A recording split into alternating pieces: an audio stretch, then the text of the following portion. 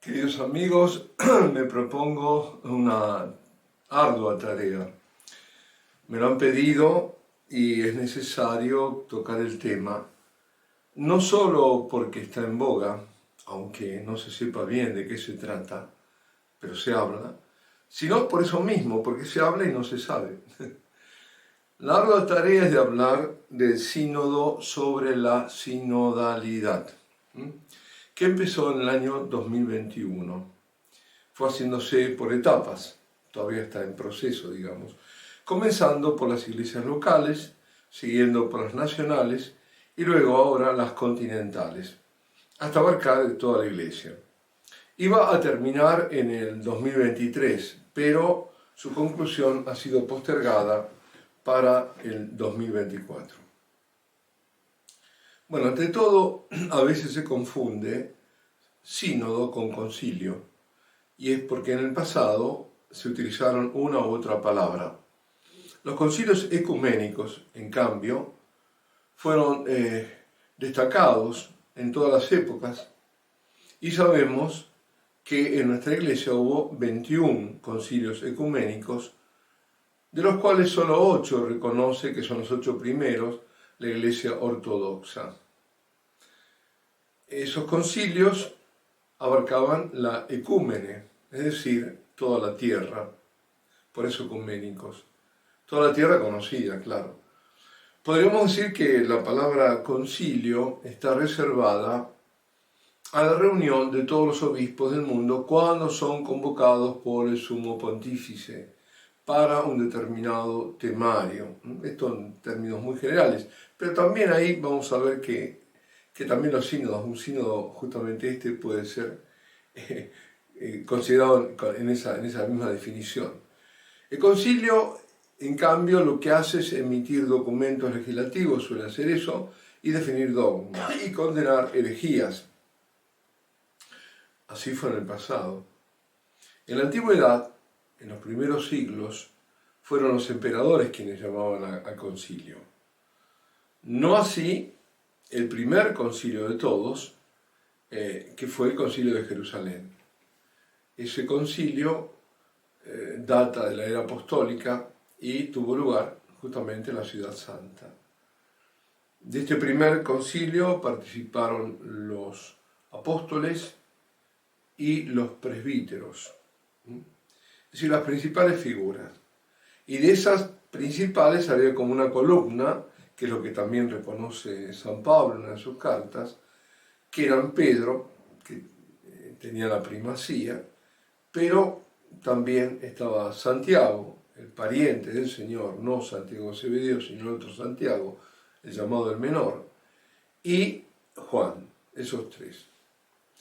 Y el tema por el cual se habían reunido era para dilucidar la cuestión de la circuncisión, porque había algunos de Judea que ya estaban en el camino, primero se llamaba camino, se llamaban todavía cristianos, que exigían a los nuevos conversos venidos de la gentilicidad, es decir, de la gentilidad del mundo pagano, que decían que debían circuncidarse como condición de salvación. Pues bien, lo que estaban diciendo es que debían pasar por el judaísmo antes de entrar en el cristianismo, hoy, en términos, lo diríamos así, hoy, ¿no? Es decir, y una vez concluida la convocatoria, se reúnen lo que podemos llamar esos padres conciliares, envían una carta a las comunidades cristianas de la diáspora, diciéndoles: hemos decidido el Espíritu Santo y nosotros no imponeros más cargas que estas indispensables.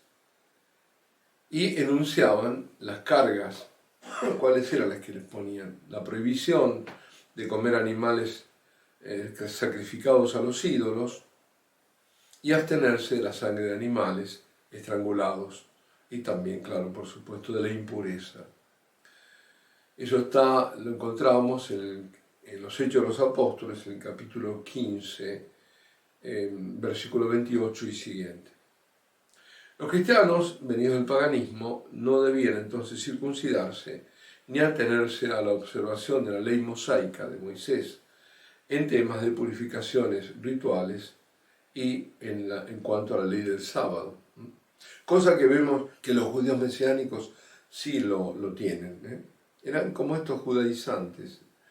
Ahora, esto fue ya dirimido en ese concilio de Jerusalén.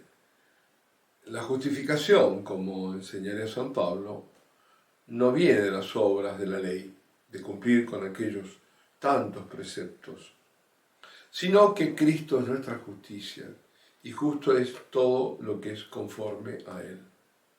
Los cristianos gozan de la libertad que viene del Espíritu Santo, lo cual jamás quiere decir desorden, ni el arbitrio de hacer lo que se quiere, ¿no? El Espíritu Santo es orden, es libertad, que nos da la libertad, pero dentro de un orden, el orden de Dios, obviamente. Como dijo además sobre este tema del concilio el Papa Benedicto, cada concilio nace de la Iglesia y vuelve a la Iglesia. Y veamos el de Jerusalén.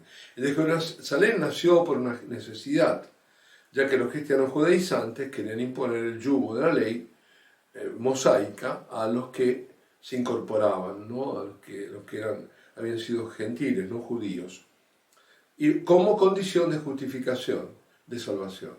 Pese a que el Espíritu Santo, esta fue justamente el por qué lo refutaron esto, porque el Espíritu Santo se manifestaba notoriamente, se derramaba en los bautizados. Es decir, eran paganos que eran bautizados e inmediatamente se manifestaba el Espíritu Santo. Por lo tanto, no requerían pasar por todo lo anterior, por la circuncisión y lo demás.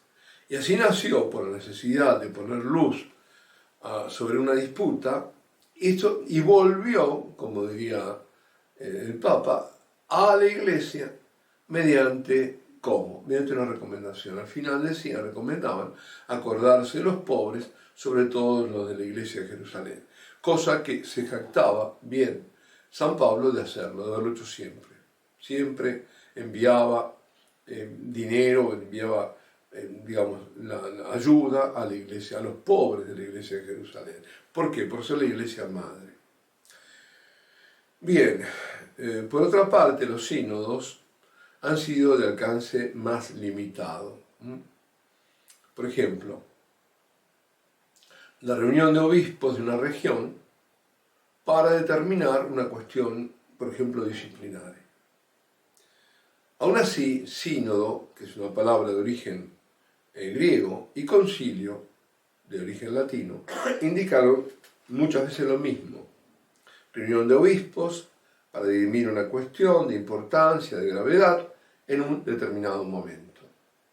Pero sínodo fue más bien lo más regional. Pero aún así se confunden los términos. No así con los concilios ecuménicos, eso no hay ninguna duda. Ahora, el primer sínodo conocido fue convocado, por lo menos lo que ahí tengo registrado, por el Papa Víctor I en el año 190. ¿Para qué? Para determinar la fecha de la Pascua. Había una disputa si era el 14 de Nisan, que era la Pascua judía, o tenía que ser otra, de acuerdo a la lunación, etc. Sin embargo, que tenía que ser en domingo, en la Pascua, porque a veces el 14 de Nisan no cae en domingo. La fecha fue universalmente, finalmente, ¿no?, establecida por el Concilio de Nicea, que fue el primer ecuménico, convocado, en ese caso, por el emperador Constantino, lo que decíamos antes, ¿no? Otro ejemplo de cuestiones a dirimir, ahora me voy a detener porque no quiero alargarlo, esto es toda la introducción, pero para saber de qué estamos hablando, ¿no?, del sínodo y qué es lo del sínodo. Bueno, otra cuestión a dirimir que preocupó mucho a la Iglesia fue la cuestión de los lapsi. ¿Quiénes eran estos lapsi? Eran aquellos que habían claudicado, es decir, que en el momento de la persecución tropezaron. Lapsi eran los que tropezaron, los que habían claudicado por temor a la tortura, a la muerte, habían negado la fe, habían abjurado la fe ante las autoridades romanas. Todas estas cuestiones eran tratadas en sínodos regionales o provinciales. comunes pasan a ser los sínodos diocesanos, convocados por el obispo de una diócesis. Bueno, y aquí nos detenemos, vamos a seguir con esta para llegar justamente al tema fundamental, este sínodo sobre los sínodos, el sínodo también llamado de la sinodalidad. Alabado sea Jesucristo.